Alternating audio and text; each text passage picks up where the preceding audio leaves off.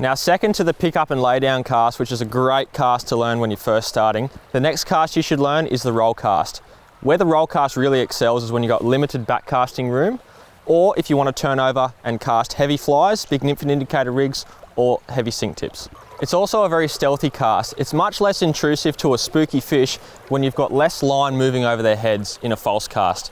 That's where roll cast really excels. It's one delivery, straight to the fish. When executed right, it can be very accurate at putting a fly exactly where you want. Combined with being less intrusive, it's a weapon of a cast to have in your arsenal. It's also the building blocks for all spay casts and double-handed casts, or your switch cast, double spay, single spay, snake roll, dynamic roll cast as well.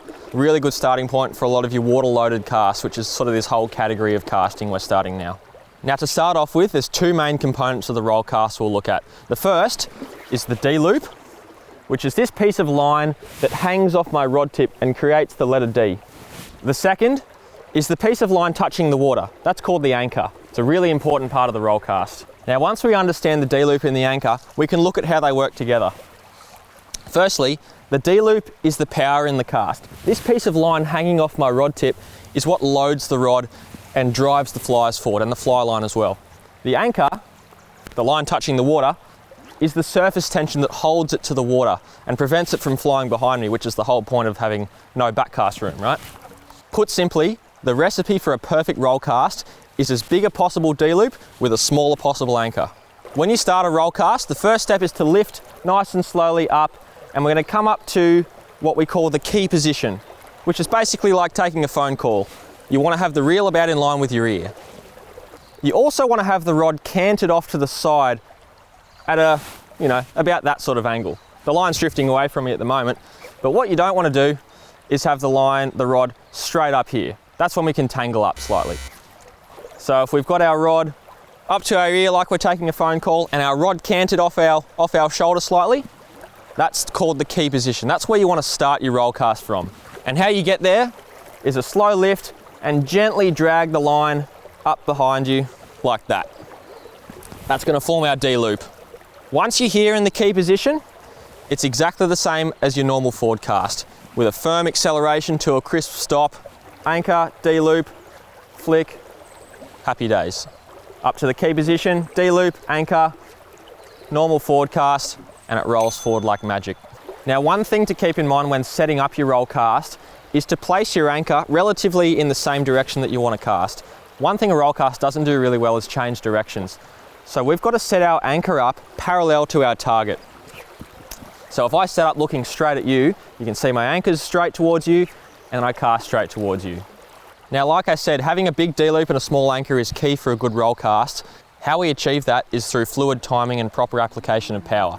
If we come up and form our D-loop to the key position and sit around and wait for paint to dry, that's when that D-loop collapses and that anchor catches on the water too much. If you have a big anchor and a little D-loop, I'll just show you what happens. I've got, I come up here, I wait, look around, I've got a small D-loop and a really big anchor. It gets stuck on the water, doesn't turn over really well. That sort of went out, but it lands at a big pile at the fly end. That's amplified even more so when you've got heavy flies on. Bottom line is, when you formed your D-loop and came to the key position, go straight away and it'll roll out nicely.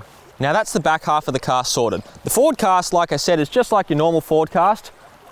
A firm flick forward with a crisp stop.